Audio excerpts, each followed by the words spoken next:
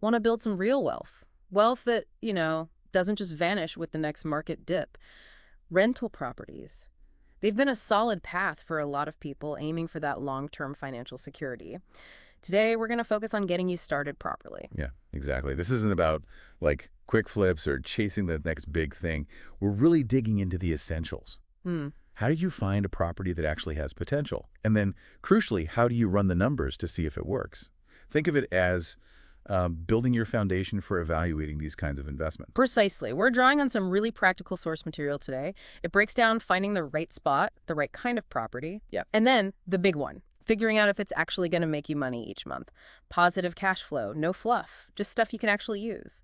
Okay, let's dive in. First things first, location. Yes. Location, location, location. Sounds cliche maybe, but there's a reason it sticks around. Our sources really hammer this home. You can have a great house, structurally sound, whatever, but put it in the wrong place. Yeah. It just won't perform as an investment. So what makes a location, good for rentals? Well, the material points to a few key things. First up, population growth. Seems kind of obvious, right? More people moving into an area generally mean More demand for housing. Yeah. Simple supply and demand. And tied closely to that is the job market. Is it strong? Are there stable employers? Right. Think about areas with big employment centers, industrial parks, downtown business districts, maybe large hospitals or universities. These places tend to draw in a steady stream of potential renters. And it's not just any jobs, is it? It's about the quality, the stability. Are these growing industries, tech hubs, research centers, things that suggest people will be sticking around, needing places to live long term? That kind of insight can really give you an edge. Absolutely. And it's not just work. People want to live somewhere. Yeah. Nice. So amenities become really important. Our sources list things like good schools, huge for families, parks, shopping nearby, decent public transport, maybe some entertainment options. All that stuff makes a place more desirable to live in. It adds to the quality of life. And that directly impacts how easily you can rent the place out. You can actually see this reflected in vacancy rates. Are there tons of for rent signs? Yeah, that could be a red flag. Or is it tough to find a place? Low vacancy rates usually mean strong demand. Easier to find tenants, less downtime between them. Okay, that makes sense. Now, something else the sources mention is looking a bit ahead. Future development. Yes. This is where you can potentially get ahead of the curve. Keep an eye out for big infrastructure projects. Right. Are they building a new highway exit nearby, extending a train line, major commercial developments planned? These things can boost property values down the line. Great, like getting in before everyone else realizes the area is about to get a lot more connected or convenient. Exactly. Thinking long term. Now, the material also breaks down neighborhoods into types. Class A, B, and C. Helps you narrow things down. Okay, yeah. Class A, these are usually the pricier areas, right? Newer homes, maybe more affluent tenants, tend to be stable, but the sources say the returns might be a bit lower because you're paying more upfront. Correct. Then you have Class B and C, generally more affordable properties, Yeah. potentially higher cash flow, which is attractive, but But maybe a bit more work involved, potentially more management, different tenant issues sometimes. that's often the trade-off, according to our sources. Depends on your style. Do you want stability, maybe less hassle, or are you aiming for higher cash-on-cash returns and willing to be more hands-on? And one more thing on the property itself, be careful with major fixer-uppers. Oh, yeah. Unless you really know what you're doing with renovations or have a trusted team.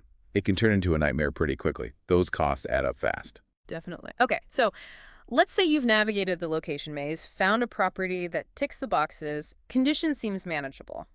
Now, the moment of truth. Do the numbers work? Let's talk cash flow analysis. Yes, and our sources are clear. Cash flow is absolutely fundamental. It's the engine of your rental investment. Forget fancy finishes for a second. Does it make money each month? So just to be clear, what exactly is cash flow? It's basically what's left over, right? You collect the rent, you pay all the bills associated with the property, and the money remaining in your pocket. That's your cash flow. Hopefully positive. Hopefully positive. Positive means profit each month. Negative means, well, it's costing you money to own it. You're paying for your tenant to live there, essentially. Ouch. Okay, so how do we figure this out accurately? The sources lay out some steps. First is understanding your total initial cost. Right. Not just the price you agreed on for the house. You've got closing costs, too. Ugh. It really does. And if it's not rent ready, you need to add in your rehab costs. Fixing the leaky faucet, new paint, maybe more.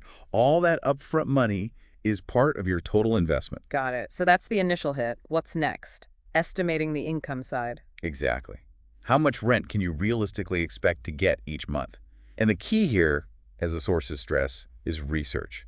Don't just pluck a number out of the air. Look at comparable properties, right? What are similar places nearby actually renting for? Precisely. You need to be competitive, but you also don't want to leave money on the table. Find that sweet spot based on the market. Okay, income estimated. Now, the expenses, the ongoing ones. This seems like where you need to be really careful. Absolutely. This is where underestimation can kill your returns. Our sources list the main culprits. First, your mortgage payment, principal, and interest. That's usually the biggest chunk. Okay. Then, property taxes. Usually paid annually, but you need to figure out the monthly cost for your calculation. Insurance, too. And probably not just standard homeowners insurance, right? You likely need a landlord policy. Yeah, covers different risks. Okay, what else? Oh, maintenance. Stuff breaks. Always. The sources suggest budgeting maybe 1% to 3% of the property's value per year for maintenance and repairs. It sounds like a lot, but a leaky roof or a broken furnace can hit hard. Better to have the funds set aside. Good advice. And if you're not managing it yourself? Property management fees, typically around 8% to 12% of the monthly rent, based on the material we looked at. Okay, that's quite a list. Anything else? One more crucial one, Hmm. vacancy. The property won't be rented out every single month forever. You'll have gaps between tenants, so budget for that. Our sources suggest setting aside 5% to maybe 10% of the annual rent to cover those empty periods. Yeah, okay. So mortgage, taxes, insurance, maintenance, management fees, vacancy, that's a lot to track. It is, but getting it right is essential. So now we have income, we have expenses. How do we get the final number? The formula seems pretty simple in the source. Cash flow is just your monthly rent minus your mortgage payment minus all those other operating expenses we just listed. Bingo. So the example they give, say $2,000 a month in rent. Mortgage is $1,200. Other expenses add up to $500. $2,000 minus $1,200 minus $500, that leaves $300. $300 positive cash flow per month. That's the goal. That's the goal. Now, the sources also mention a quick rule of thumb, the 1% rule. What's that about? Yeah, the 1% rule. It's just a very rough guideline, a quick filter, really. It suggests that your gross monthly rent should ideally be at least 1% of the property's purchase price. So if you buy a place for $200,000, you'd hope to get around $2,000 a month in rent or more. Ah, okay. So just a quick check to see if it's even in the ballpark. Exactly. It's not foolproof, especially in expensive markets where maybe 0.7% or 0.8% is more realistic and still potentially profitable, but it's a starting point. Makes sense. And to really judge the return on the money you actually put in, we need ROI, right? Yeah. Specifically cash-on-cash ROI. Yes, cash-on-cash return on investment. This tells you how hard your actual invested cash is working for you. The formula is your annual cash flow. So that $300 per month times 12. $3,600 a year in our example. Right. You take that $3,600 and divide it by your total cash investment. Remember, that's your down payment, plus all those closing costs, plus any money you spend on initial repairs. Everything you paid out of pocket to get started. Got it. So if your total cash-in was, say, $50,000. Then you take $3,600 divided by $50,000, multiply by 100, and that gives you your percentage return. In that case, it's 7.2%. 7.2% cash-on-cash ROI. Okay, that gives you a really clear picture of how well that specific deal performs based on your money invested. Precisely. It's great for comparing different potential properties. Which one gives you more bang for your buck? Now, just wrapping up, the sources highlight a few key principles for success. First one, be conservative. Yeah, always underestimate income slightly and overestimate expenses, really. Always. Better to be pleasantly surprised than caught short. Murphy's Law definitely applies to rental properties. Oh, true. What else? Diversify. Don't put all your eggs in one basket. Over time, maybe invest in different areas or different types of properties. Spreads the risk. Good strategy. And using financing. Loans. Leverage can be powerful. Using a mortgage lets you control a bigger asset with less cash down, potentially boosting your ROI. And it's a big, but don't over-leverage. Too much debt makes you vulnerable if things go sideways, like a long vacancy or a big repair bill. Handle debt wisely. Makes sense. And finally, Build a good team. Network. Find a great realtor who knows investors, a reliable property manager if you need one, good contractors. These relationships are invaluable. definitely sounds like having the right people around you is key.